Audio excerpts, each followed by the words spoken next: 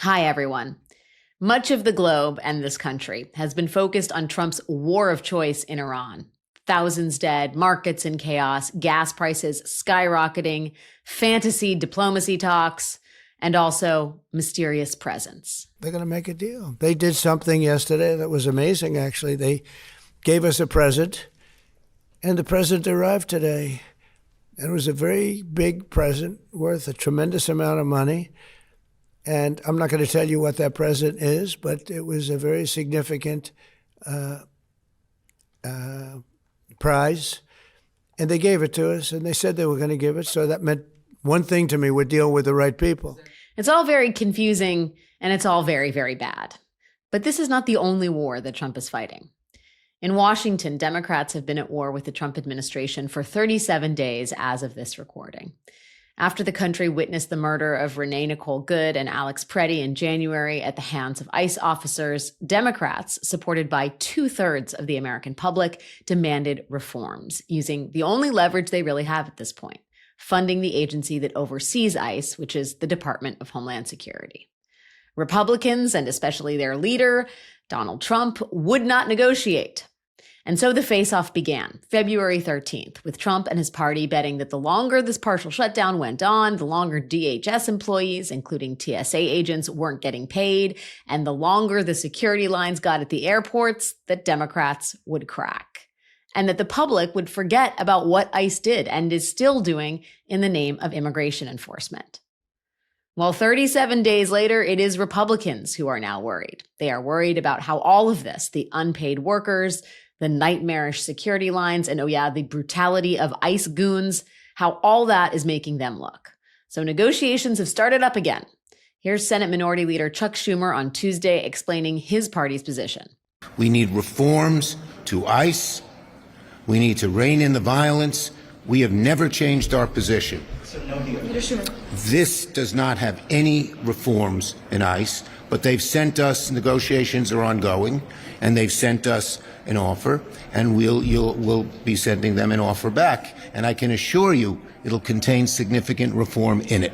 For both Republicans and Democrats, the upper hand in these negotiations is going to be determined by two things. How pissed off will American travelers get about hellacious airport security lines before they turn on everyone? And how much does the public continue to be outraged by the unlawful and amoral actions of ICE agents? Well, on that last part, Trump did Democrats a solid by deciding last week to send ICE agents to 14 major U.S. airports to help fill in for absent TSA agents and maybe engage in some wrenching deportations while they were at it. What is your badge number? This is illegal. We need to see your badge number. Then show us the Show badge. your badge number. Show us the badge. This is an illegal arrest. Show the badge number. It's okay. We'll wait I here. need to see your badge number. Step back. I don't know who you are. If that wasn't a sufficient reminder about why this fight is happening in the first place, this week, Oklahoma's Markwayne Mullin, amateur UFC contestant and U.S. Senator, was sworn in as the new head of DHS. For an agency under scrutiny for its use of extra-legal violence and public murder, the choice of Mullin upset even some of his Republican colleagues in the Senate, like Rand Paul. I just wonder if someone who applauds violence against their political opponents is the right person to lead an agency that has struggled to accept limits to the proper use of force. I wonder too, Rand. Because the reality is that even during this DHS shutdown, ICE has been operational, and the strategies its agents have been employing, the people ICE has been targeting, the crackdown on our country's most vulnerable, well, that has only gotten worse. I'm Alex Wagner, and this week on Runaway Country, we're taking a look at what ICE has really been up to since the headline killings of Renee Good and Alex Preddy, and what that means for the current fight over reform. I heard my husband panicking, telling them, I'm active DACA. I have my DACA card. And they said, it doesn't matter. You're going to be detained. That's Stephanie Villarreal. Her husband, Juan Velasco, moved to the U.S. from Colombia with his family when he was just 8 years old. Since 2012, Juan has been protected by DACA residential status, or Deferred Action for Childhood Arrivals. Or so he thought. On February 18th, Juan was targeted by ICE agents as he was on his way to deliver breast milk to his newborn daughter, Eliana, who was at that time and still is in the NICU, that is the neonatal intensive care unit. Juan still hasn't gotten to hold Eliana. And it's unclear when he even will. His DACA status expired while he was in detention, and there is no clear path for Juan's release back into the United States. Later in this episode, I'm going to talk to the Bulwark's Jonathan V. Last, aka JVL, about the fight underway, how Democrats and the public should think about all of this, and whether he is optimistic that we might clean this moral stain off of our proverbial American clothes. But first, let's hear from Stephanie Villarreal. Here's our conversation. Stephanie, first of all, thank you for doing this. I know it has been an extraordinarily difficult time for your family. I guess let's just start with what happened on February 18th. Can you describe what went down that day? Yeah, so it was just a normal day. My husband, as he had been, in the previous days, he had been taking milk to our baby at the hospital. And on his way over to the hospital, he was driving up and he noticed there was a vehicle on the side. I stepped out of that vehicle and was attempting to pull him out of the car. He told him basically, tried to identify himself, said that he was active DACA, and they said it didn't matter. And since then, he's been detained. Okay, so he was, just to be clear, going to the hospital because you guys have a child in the hospital, is that right? Correct. We have a premature baby in the NICU. And he was delivering milk to the baby in the NICU. Correct. My breast milk that I had been eating. And he's been doing that regularly, I assume, right? Yes. So she was born February 6th. So for the prior 12 days, he had gone on a daily basis. And ICE, I guess, had been monitoring him because they knew he was going to be there? That's what it felt like. It was the only day I wasn't with him. So he's literally carrying breast milk to the hospital. ICE is waiting for him. And does he get on the phone with you when this starts happening? Yeah, he called me on his way out. He usually does on his way when he's driving out of the neighborhood. And he told me that there was a vehicle just kind of parked and wouldn't let him drive through. It was blocking his way. And that's when I heard the ICE officer in the background telling him he needs to get out of the vehicle. And I heard my husband panicking, telling them, I'm active DACA. I have my DACA card. And they said, it doesn't matter. You're going to be detained. I immediately started crying. I was panicking. It was very hard hearing it and feeling so helpless. I couldn't do anything. I just, didn't know what to do. I was so confused. I was very confused. We assumed he had protection with DACA.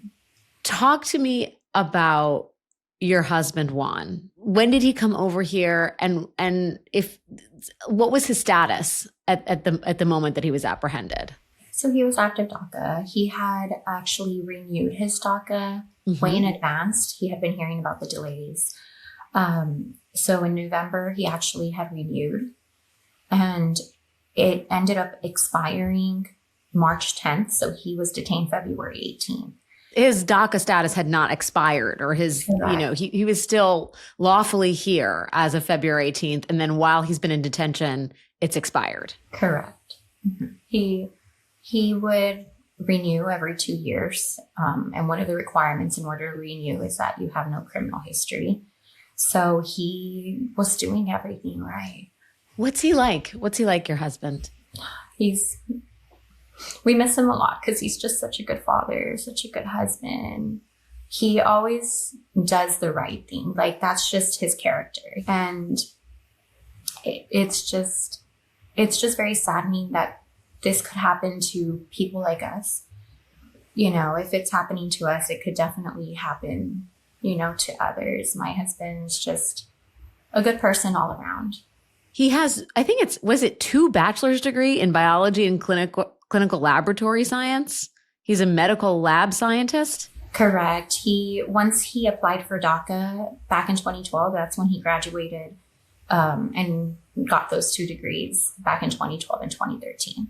Wow. And so in the meantime, you're here. You still have a child in the NICU, and then you have children at home too. Is that right? Yes. I have a 4-year-old and I have a 10-month-old.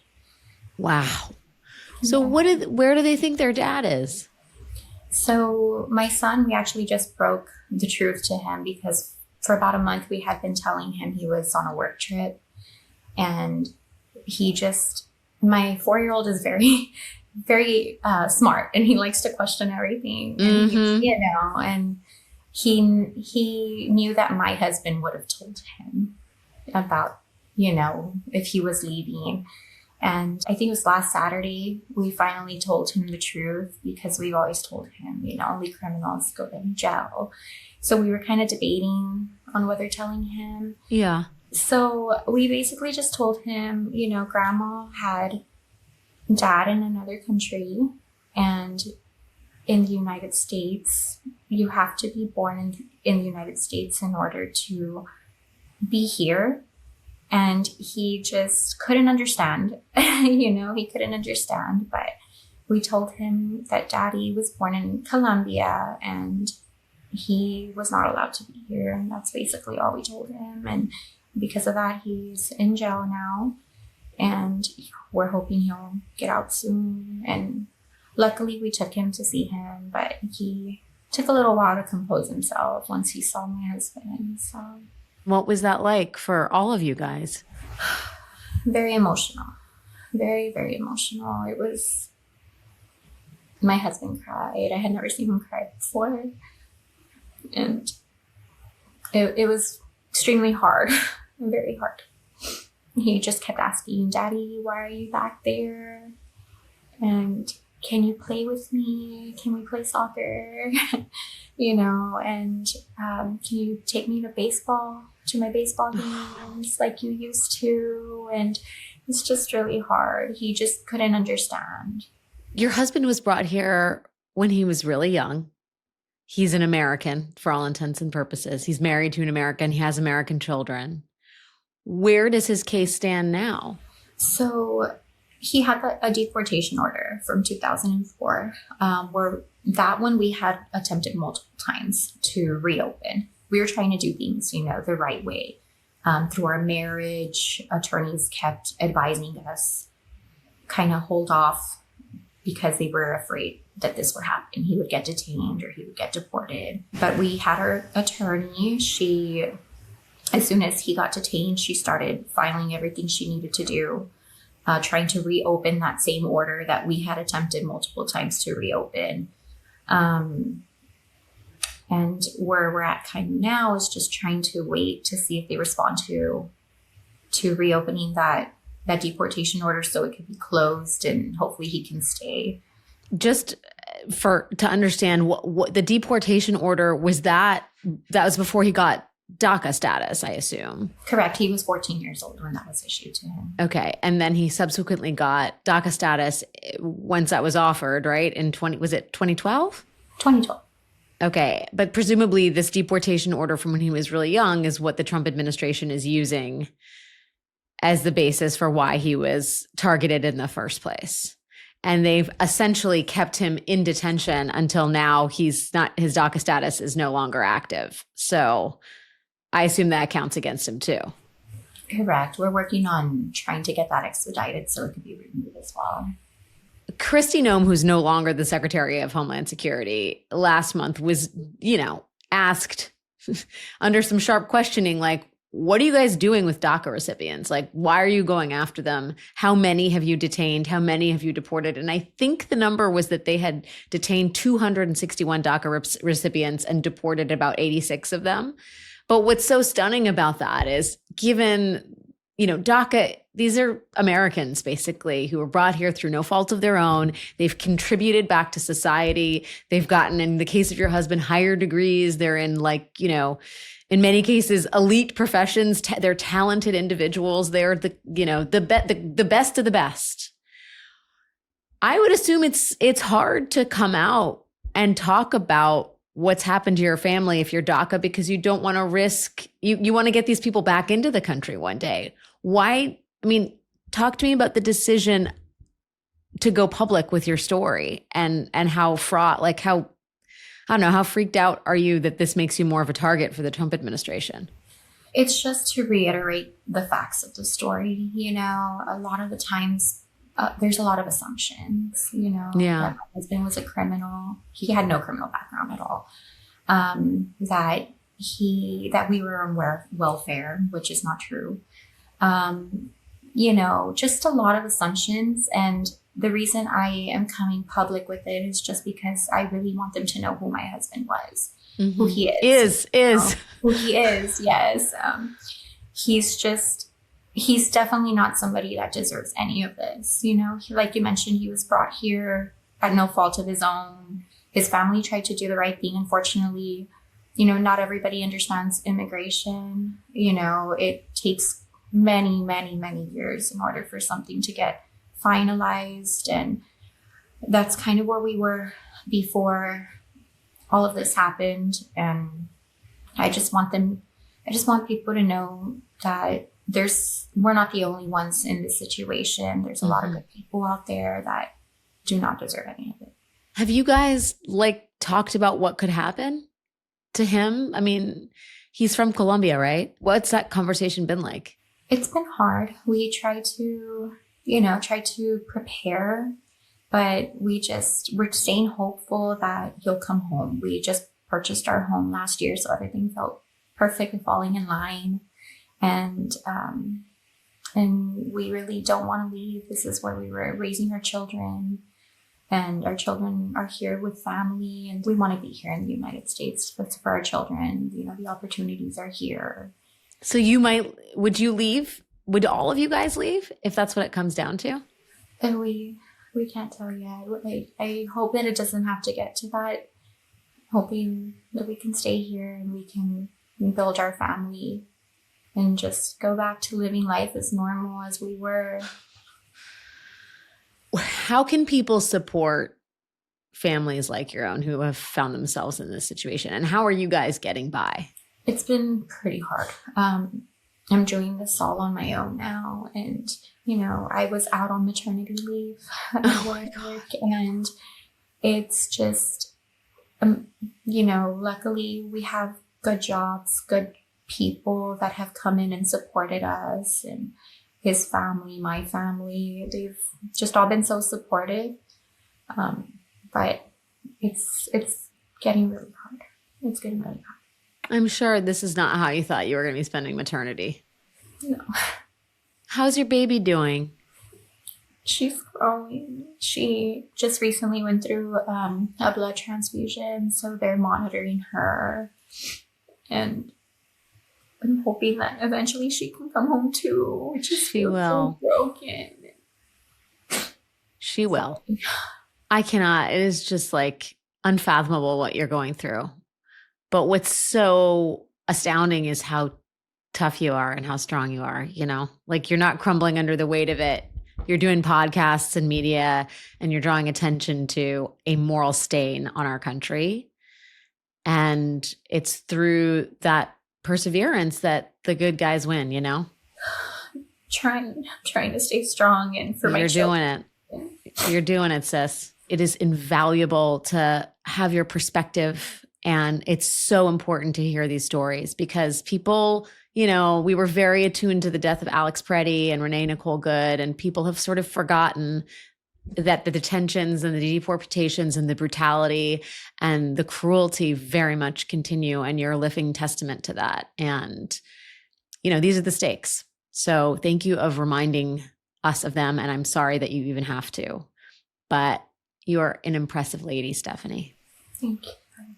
After the break, we will put all of this in context with the Bulwark's Jonathan V. Last. If you are watching this video right now and you are not subscribed, what are you even doing? You're missing so much good stuff. And if you are subscribed, thank you and namaste. Runaway Country is brought to you by bookshop.org. Where you shop for books matters. When you purchase from bookshop.org, you are supporting more than 2,500 local independent bookstores across the country. Independent bookstores do more than sell books. They take care of and pour back into their communities, creating safe spaces that foster culture, curiosity, and a love of reading. Whether you're searching for an incisive history that helps you make sense of this moment, a novel that sweeps you away, or the perfect gift for a loved one, bookshop.org has you covered. Since 2020, bookshop.org bookshelf.org has raised over $40 million for local bookstores. They are unapologetically anti-Amazon. They believe local bookstores are essential community hubs that foster culture, curiosity, and a love of reading, and they are committed to helping them survive and thrive. They're a certified B Corp and were named Best for the World by B Labs. I literally just ordered a book for a loved one on bookshop.org, and I felt so much better about myself, the gift, and honestly, the loved one. I gotta say, not buying books from Jeff Bezos is like a meritorious thing. I'm not a huge believer in karma, but I do feel like this is one where you could notch some karma points stat. Use code ALEX to get 10% off your next order at bookshop.org. That is code ALEX, ALEX, at bookshop.org. Runaway Country is brought to you by the Freedom from Religion Foundation. A political movement that deserves closer attention right now is Christian nationalism. It's the idea that government should reflect a particular religious identity. And that ideology is increasingly influencing our policy debates. We're seeing it in education policy, in court rulings, and in political rhetoric. The Freedom from Religion Foundation monitors and challenges those developments. They advocate for church-state separation, track religious privilege in public policy, and defend the First Amendment rights of Americans of every belief. They've recently raised alarms about Supreme Court decisions expanding religious privilege and about extremist religious rhetoric that's shaping policy debates. If you care about preserving a pluralistic democracy, their work is worth knowing about. Visit ffrf.us/Alex or text my first name, Alex, ALEX, to 511-511 to learn more and join. Go to ffrf.us/Alex or text my name, Alex, to 511-511. Remember to text Alex to 511-511 today and support the work of protecting our shared freedoms. Message and data rates may apply. Runaway Country is brought to you by Mosh. The older I get, it's pretty old, the more I find myself wanting to be more intentional about the way I live and eat and take care of my body. I'm always looking for an on-the-go protein snack. I mean, I really am. That satisfies me. And now I have found one that helps me live intentionally as well. Mosh Bars. Mosh was founded by Maria Shriver and her son, Patrick Schwarzenegger, who you may remember from White Lotus, with a simple mission to create a conversation about brain health through food, education, and research. Maria's father suffered from Alzheimer's, and since then, she and Patrick have dedicated themselves to finding ways to help other families dealing with this debilitating disease. Mosh joined forces with the world's top scientists and functional nutritionists to go beyond your average protein bar. Each Mosh bar is made with ingredients that support brain health like ashwagandha, lion's mane, collagen, and omega-3s, plus a game-changing, brain-boosting ingredient you will not find in any other bar. But here's the best part to make you feel good. Mosh donates a portion of all proceeds from your order to fund gender-based brain health research through the Women's Alzheimer's Movement. Why gender-based? Well, 2/3 of all Alzheimer patients are women. Mosh is working closely to close the gap between women and men's health research. I have to say, if I pay attention to my nutrition and I actually eat the things I'm supposed to eat, I genuinely and generally feel not only better, but more functional. And so if you give me some kind of protein bar, which I'm inclined to eat already because I'm supposed to be eating 1,000 grams of protein every day, but that also has brain boosting ingredients, I am sold. You can put it in your pocket and then eat it, not in your pocket. Take it out of your pocket first and literally help your body and soul. I mean, why not? If you want to find ways to give back to others and fuel your body and your brain, Mosh bars are the perfect choice for you. Head to moshlife.com/Alex to save 20% off plus free shipping on the Bestsellers trial pack or the new plant-based trial pack. That is 20% off plus free shipping on either the Bestsellers trial pack or the plant-based trial pack at moshlife.com/Alex. Thank you, Mosh, for sponsoring this episode. JVL, it's my deep honor to welcome you to Runaway Country. I can't, my eyes are alight. My soul is glowing. Thank you for being here, buddy. The honor is mine. Huge fan of yours. I can't wait for us to be best friends. Oh my God. Me too. I mean, I feel like I'm like already halfway there. Yeah. It's like the John Riley with Step Brothers gift. Did we just become best friends? Yeah, exactly. Yeah. We did. Time is actually a dimension. So in the salami slice of like, we're already there. Yeah. Anyway, I just needed to bring that in. I've been watching or thinking about Interstellar a lot. That has no bearing whatsoever. Oh, I thought you were going to go with Everything Everywhere All at Once.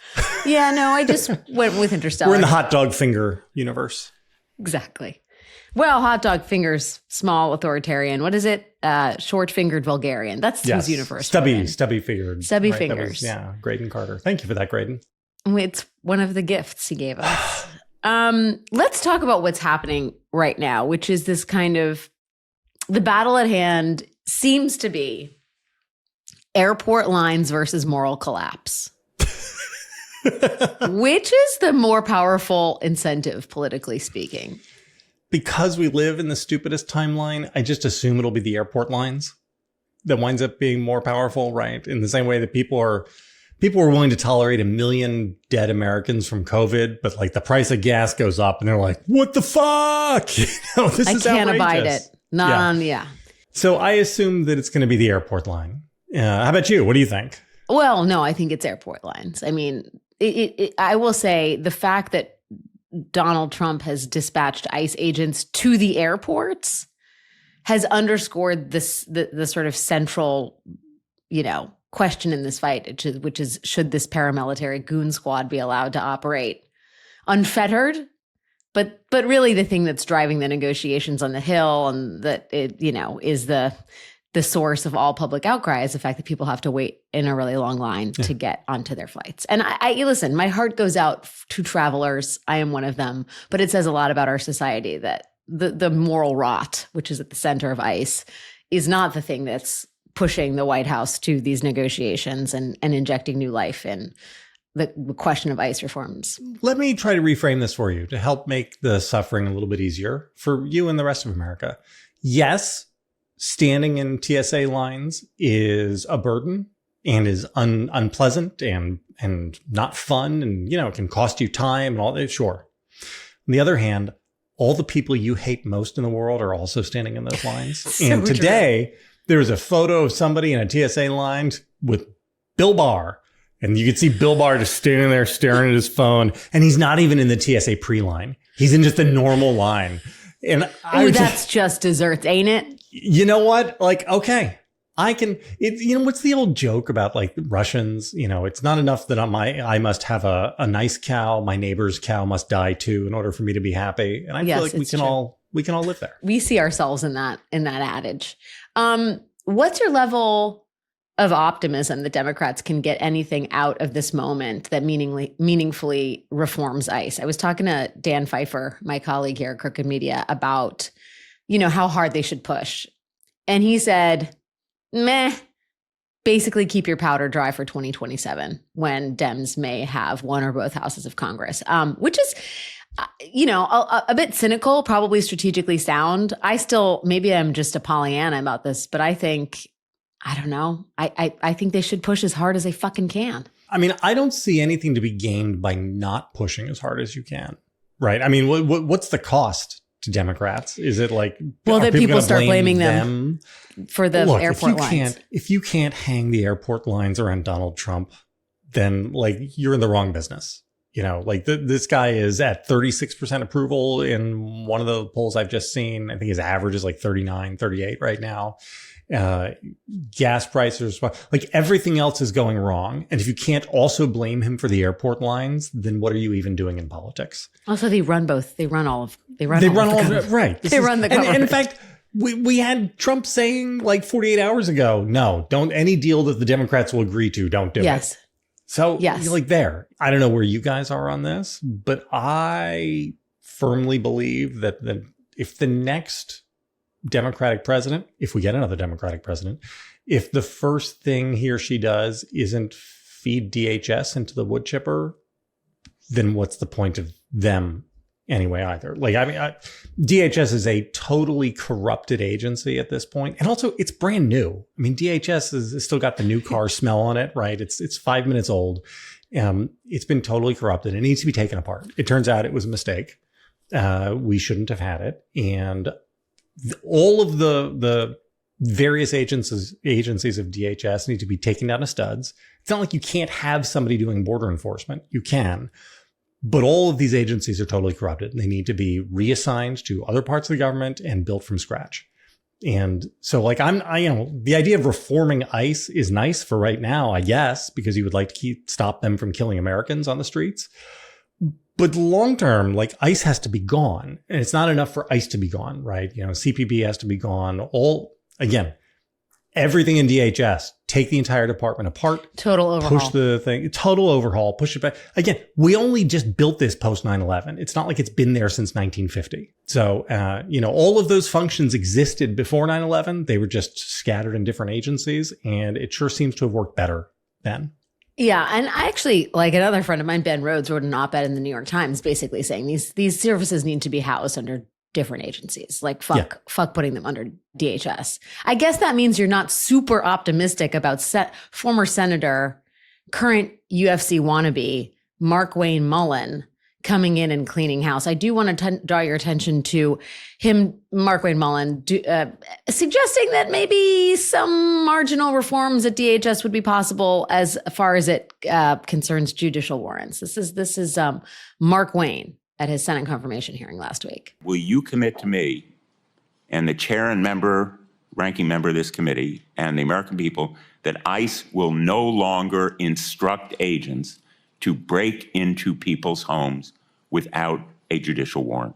Sir, you're using the word break into people's houses very loosely. However, I have made it very clear to the staff, and I think when you and I spoke, that judicial warrants will be used to go into houses, into place of businesses, unless we're pursuing someone that enters in that place.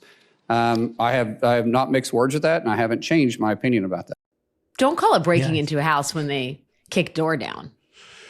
I guess that's a step up. Is it? Is he destined for the Shield of the Americas?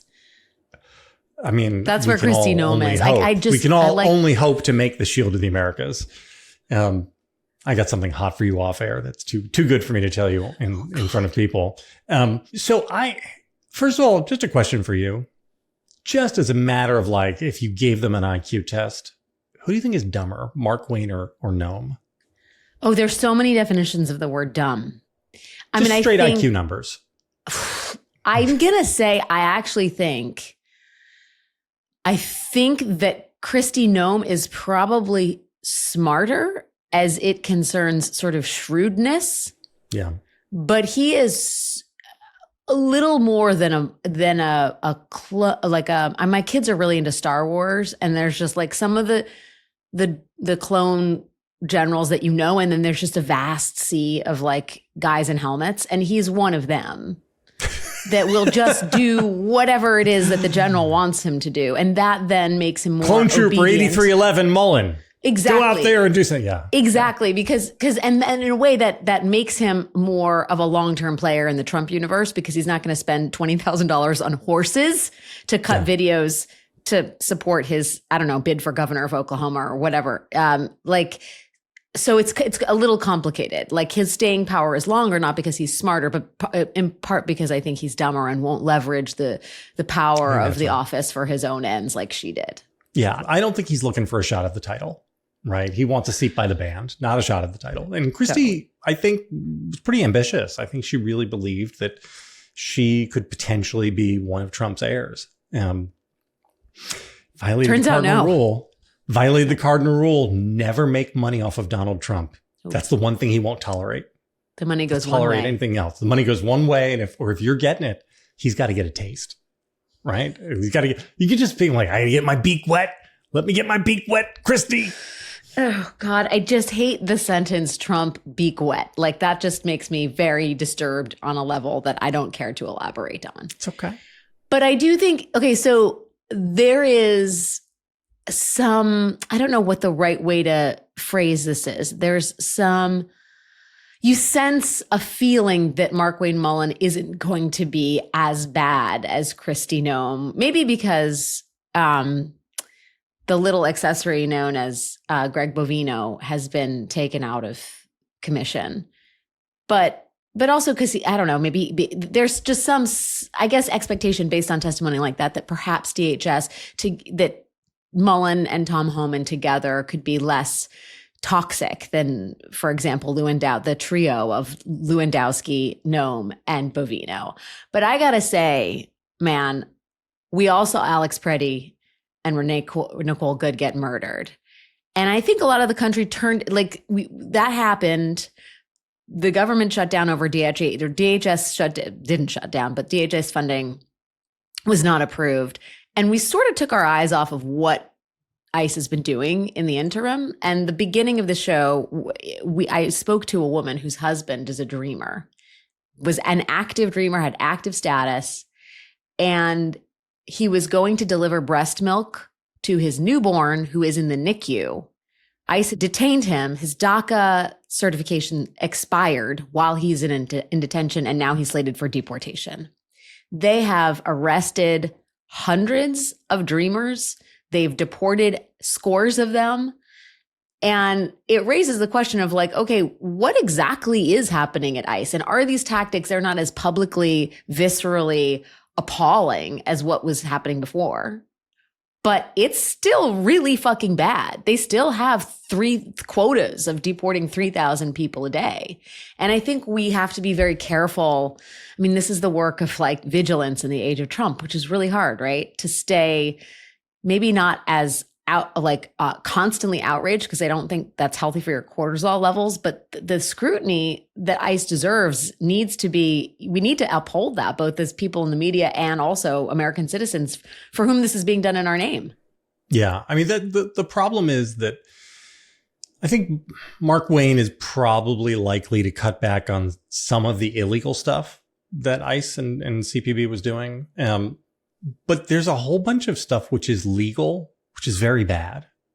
And, one of the things the administration has been doing is changing people's status, right? Removing protected status or, doing administrative shenanigans and sleight of hand to take people who were, of documented legal status and render them undocumented, right? This was the thing they did with I'm forgetting her name, but the Tufts grad student. Why did they arrest her? They arrested her because she was here legally, but Marco Rubio went and revoked her status in secret to make her undocumented so that they could, which again, they create the criminals. It's legal to create the criminals and to create and that's a problem, right? And in a weird way, the blatant criminality of the Noem Lewandowski regime did make it easier for people to get outraged and see the things that were happening. Once this stuff becomes quasi-legal, I think it becomes harder to keep people's eyes focused on attention. I mean, the good news is we now have a war in Iran to focus people's attention on. So, I guess there'll always be something. But in the meantime, this stuff is all going to wind up having real life, real world impacts on real people, thousands and thousands of them. And there is nothing to be done about it. We've got 3 more years of this. You draw such a good point, which is that, they have learned lessons from Trump 1 and even from Renee Nicole Good and Alex Preddy, which is make it less public, make it a bureaucratic affair. Keep the camera phones is still a very useful way. There was a woman arrested at San Francisco airport over the weekend, and you can't get around the visceral reaction that I think everybody feels when they see a mother and a child screaming and crying and being dragged out of a public place. I mean, that just does not feel like what we do in America. So I guess there's that.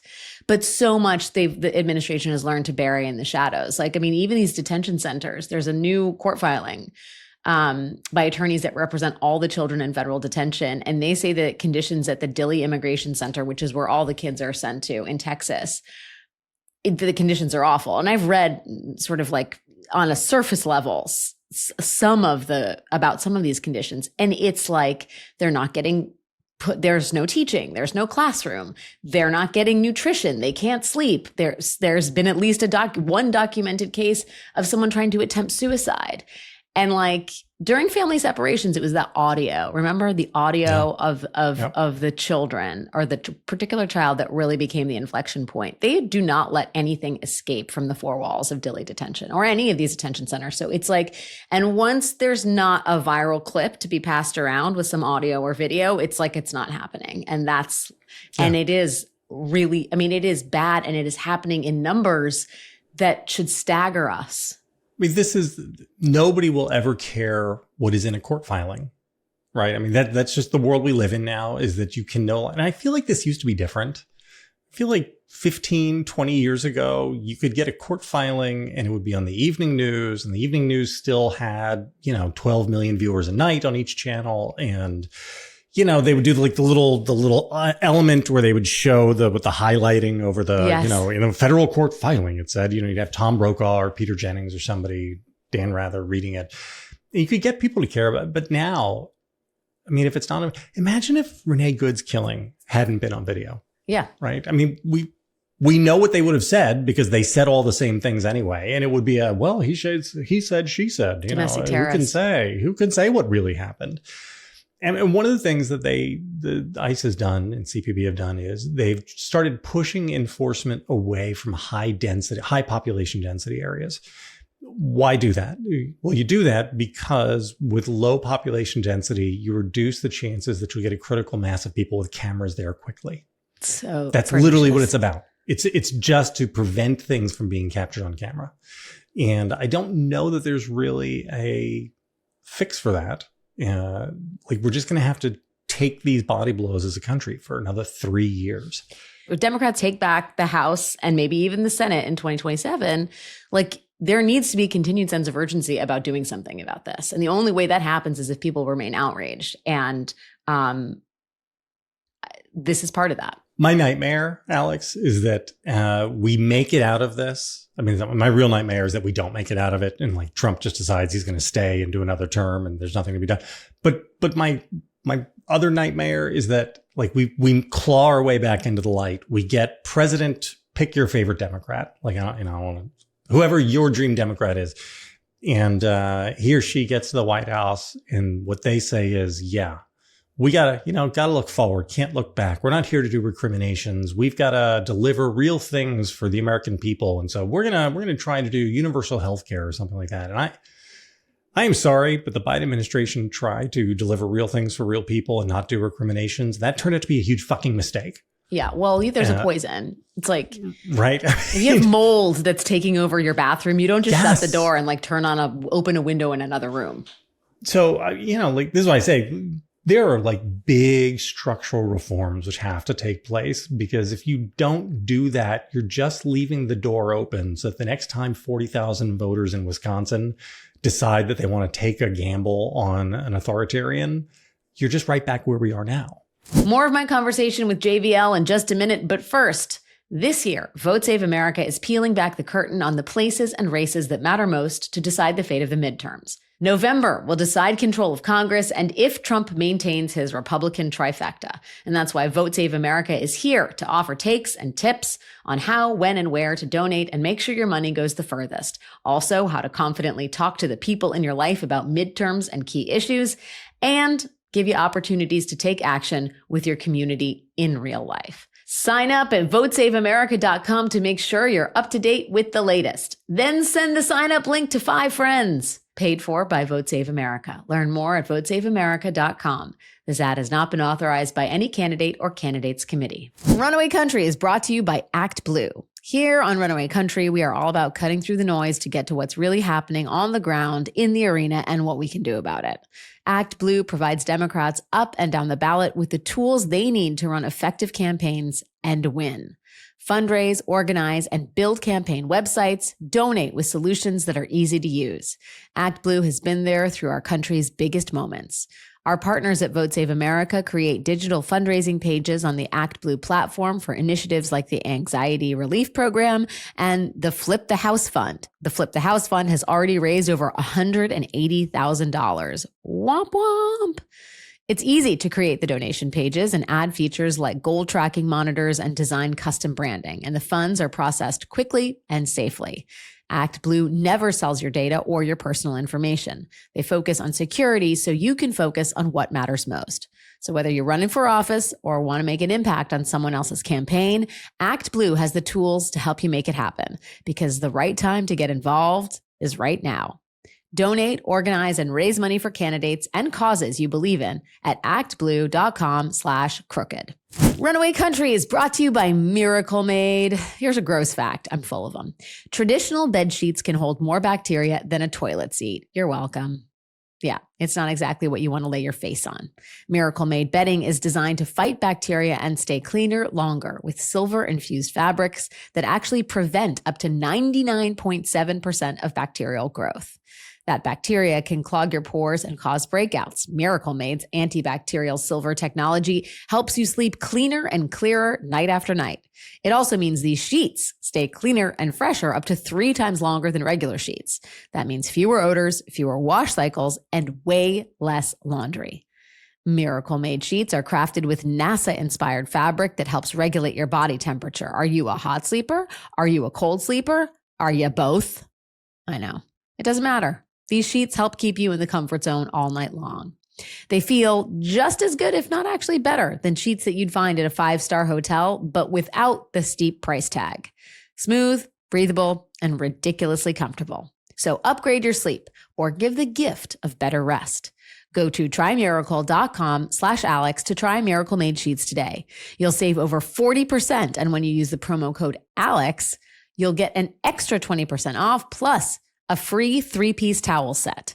They make an amazing gift, and with a 30-day money-back guarantee, there is no risk. That's trymiracle.com/Alex, code Alex at checkout. Thanks to Miracle Made for sponsoring this episode.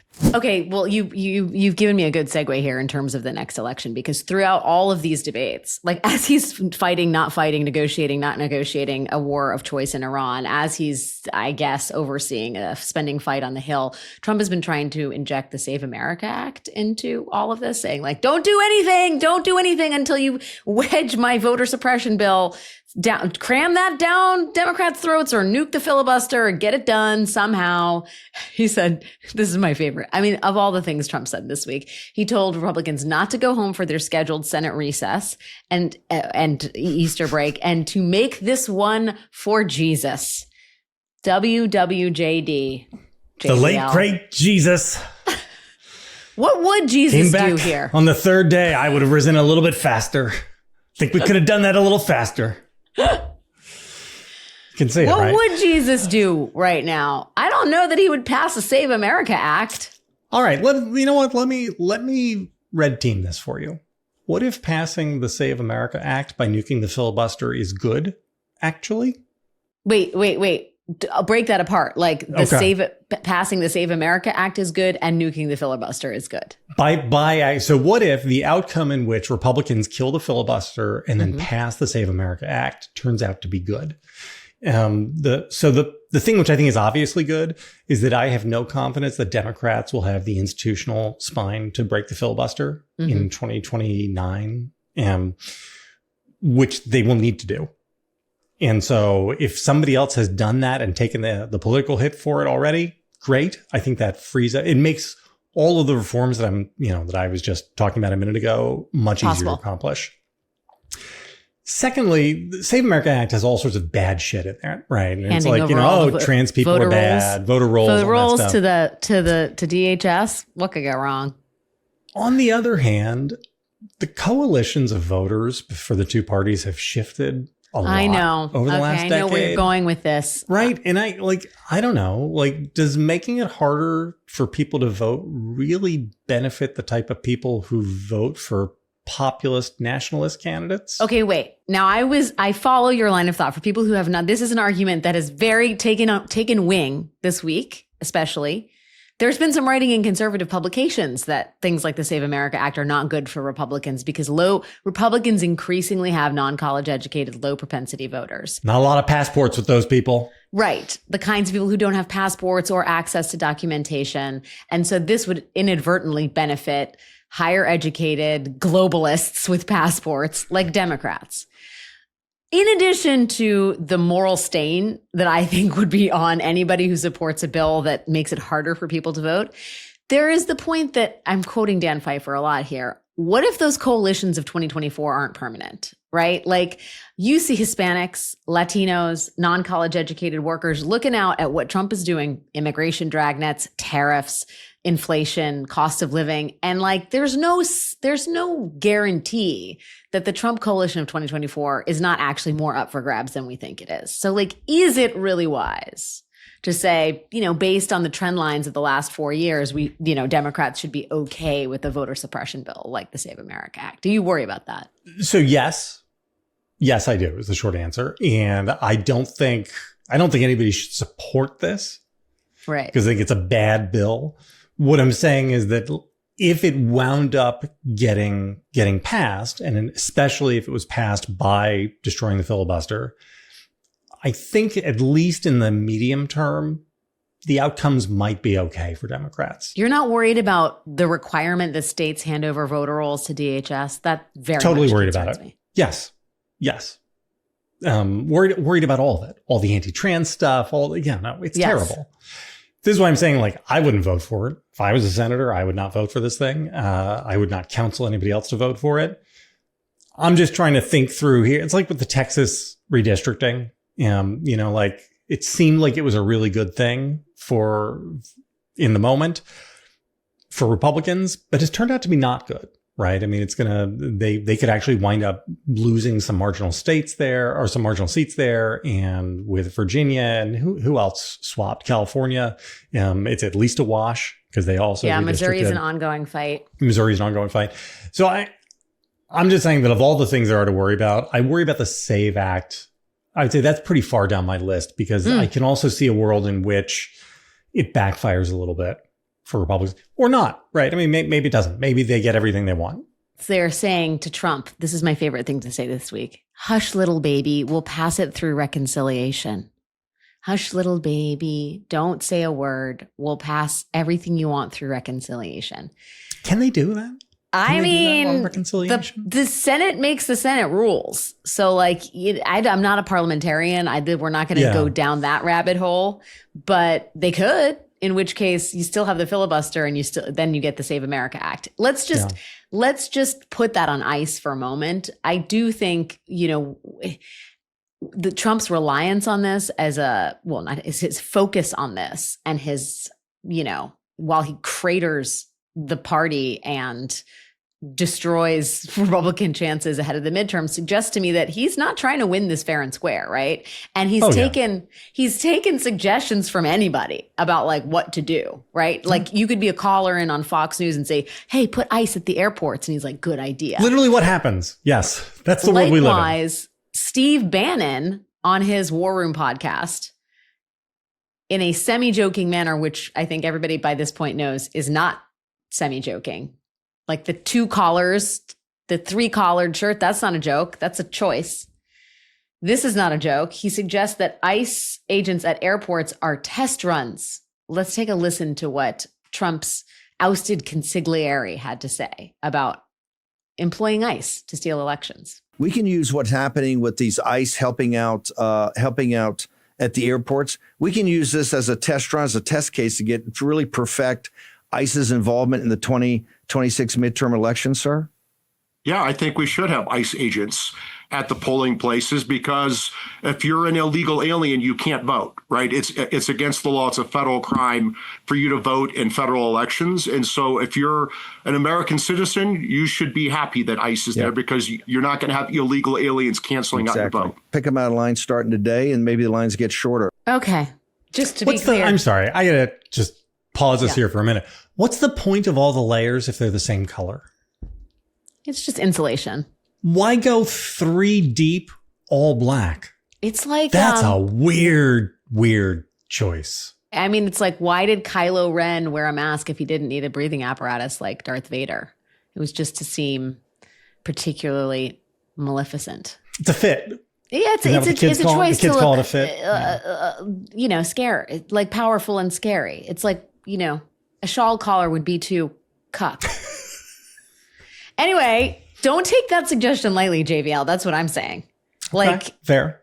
They don't get Save America Act passed, fine. Or they do get Save America Act passed and they have DHS has all the voter rolls, and that DHS, TSA, ICE, all these agencies go out on a hunt for voters who aren't here in the country legally, who don't exist, by the way.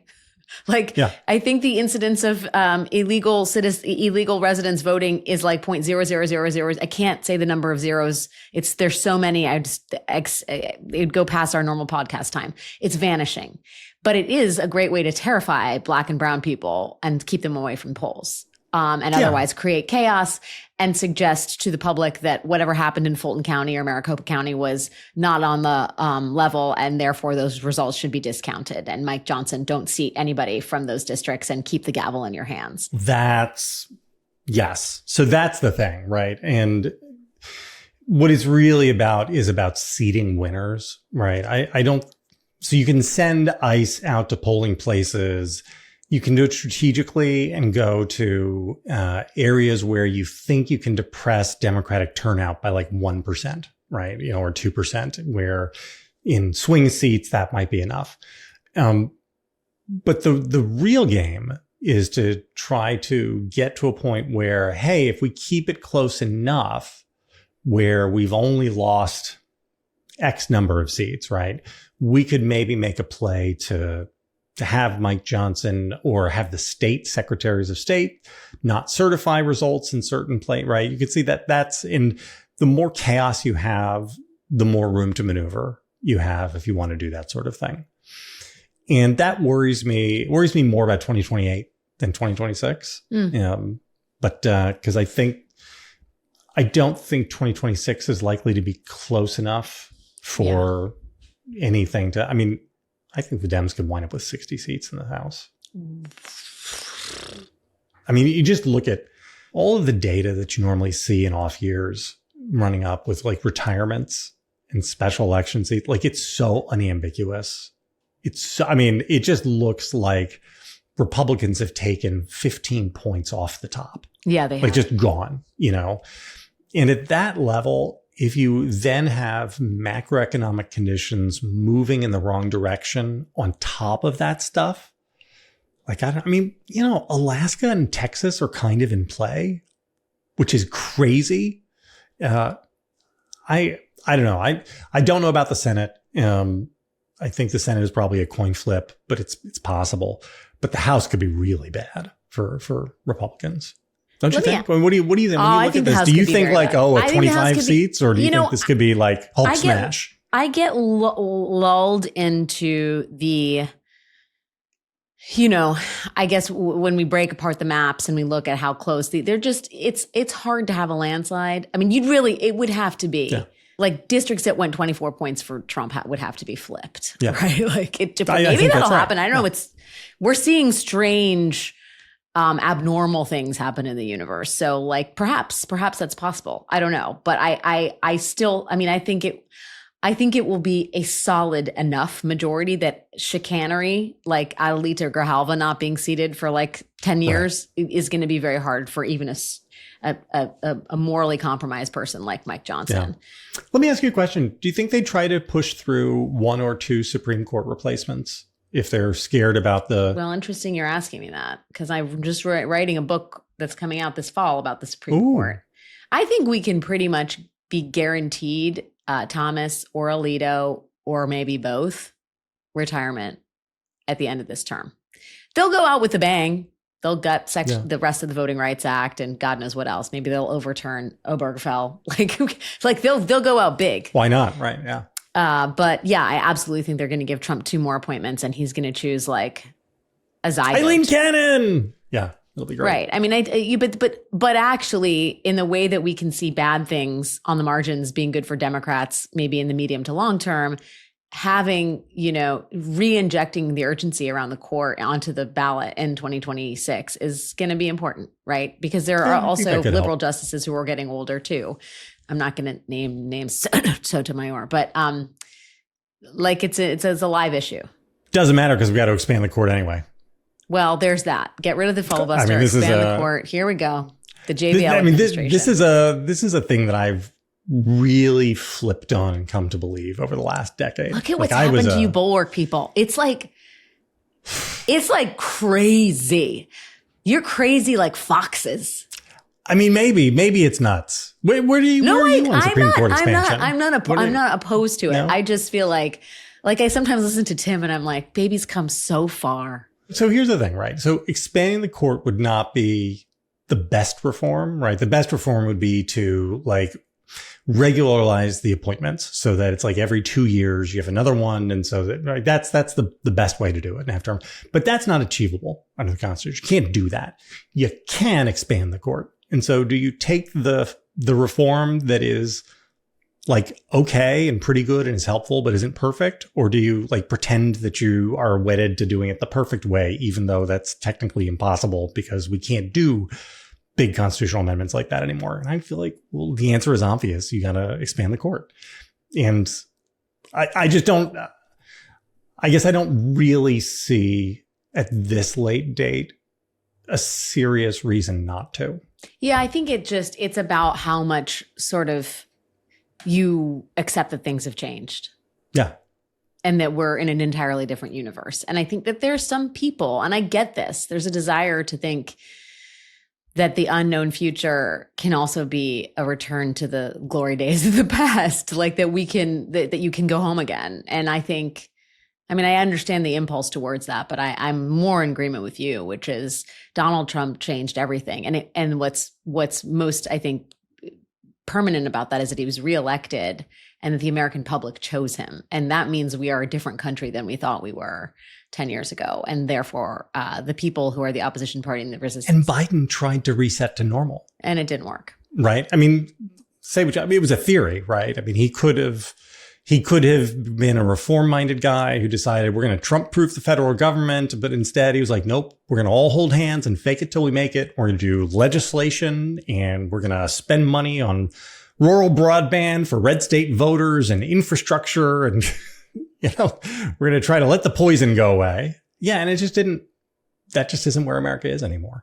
In all sorts of constitutional mechanisms, it turns out, don't work. And then also it's to our point earlier about like, if you're not alarmed, then it doesn't matter. If you don't see the audio and video, right. If your cortisol levels are not elevated, then it's not gonna move people. And so therefore, what do they say? Desperate times call for desperate measures, and keeping up desperation, I guess, is the key to political change, which is a dark as fuck assessment. But what did I expect when I invited the brilliant Jonathan V. Last on this program? That's what I'm here for. This is what we love. This is what we need. We need a dose of dark wisdom. And that's why we asked you to come on the show. And may I say, you did not disappoint. Oh, thank you. Thank you. I appreciate that. I like when friends from the Bulwark come and visit us. Hopefully one day we can do this in person and break bread. I can't wait. This is going to happen. If people aren't subscribed to this, what the fuck are they even thinking? This is like one of the best shows in all of the world. Please. Oh my God. Come on, people. Thank you for saying Ride with Alex. Jonathan V. Last.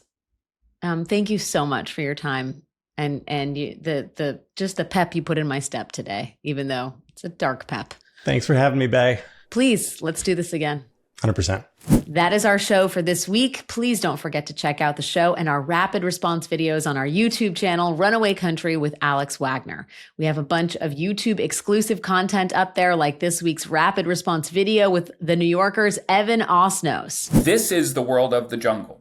And this is the world that Stephen Miller thought they wanted when he said that it was going to be the iron law of strength, the way the world has always operated. Well, congratulations, gentlemen. This is the world you've got. Also, if you're not tired of hearing from me yet, please check out my Substack, How the Hell with Alex Wagner. And last but not least, if you have been impacted directly by the Trump administration or its policies, send us an email or a 1-minute voice note at runawaycountry@crooked.com, and we may be in touch to feature your story. A huge thank you to everyone who has written in already. Thanks for listening.